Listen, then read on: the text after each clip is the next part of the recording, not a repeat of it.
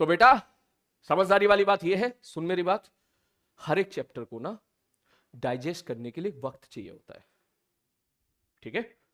मेरी बात लॉजिकली अगर आप एग्री करो तो यहां पे जरूर टाइप करना, हर एक चैप्टर को ना लॉजिकली डाइजेस्ट करने के लिए ना एक वक्त होता है, इतना वक्त तो चाहिए ही चाहिए। उससे कम वक्त देगा ना, समझ में तेरे को आ जाएगा, लेकिन जितनी जल्दी तू समझेगा उतनी ही जल्दी तू भूल भी जाएगा। यही प्रॉब्लम है 2x में। 2x स्पीड में जितनी जल्दी आप पढ़ते हो, जितनी जल्दी आपको लगता है कि आप समझ रहे हो, उतनी ही जल्दी आप भूल जाते हो। बात समझ में आ रही है? मैं उन बच्चों के बारे में बात नहीं कर रहा हूं जो ऑलरेडी ग्रेजुएशन कर चुके हैं, जो ऑलरेडी कॉलेज में पहुंच चुके हैं। कॉलेज में पहुंचने के बाद मैच्योरिटी आ जाती है। Maximum majority of the coaching, तुझे भी पता है, जो कोचिंग होती है वो 11th-12th क्लास की होती है। कॉलेज में पहुंचने के बाद अब एमबीए की कोचिंग, कैट की कोचिंग इतनी ज्यादा नहीं चलती है। क्यों नहीं चलती है? क्योंकि बच्चे ऑलरेडी मैच्योर हो गए होते हैं, वो किताबों से भी पढ़ लेते हैं खुद से। उनको कोचिंग की आवश्यकता एज सच उतनी ज्यादा नहीं होती है, क्योंकि वो मैच्योर हो गए होते हैं। तुम लोग अभी मासूम हो, तुम लोग अभी जो है ना अभी इनमेच्योर हो, सॉरी टू से, क्योंकि तुम लोगों ने पहली बार ऐसी दुनिया में कदम रखा है जिसको बोलते हैं कि थर्ड बिगेस्ट, समझ में आ रही बात, या टफेस्ट कंपटीशन ऑफ इंडिया। तीसरे नंबर का बोलूंगा मैं।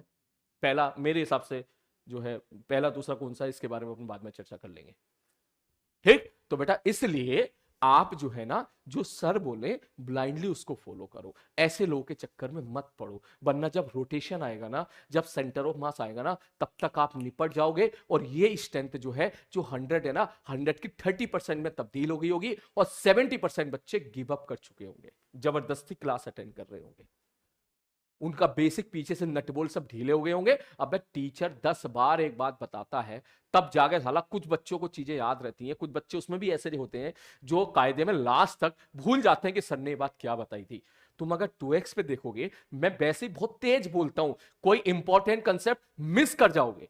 मैं बहुत जल्दी जल्दी, अभी तो मैंने स्टार्ट नहीं किया, जब मैकेनिक्स में स्टार्ट करूंगा देन यू विल रियलाइज कि सर आप बिल्कुल सही कह रहे थे, क्योंकि एक सवाल में मैं कम से कम 20 तरह के सवाल आपसे पूछूंगा।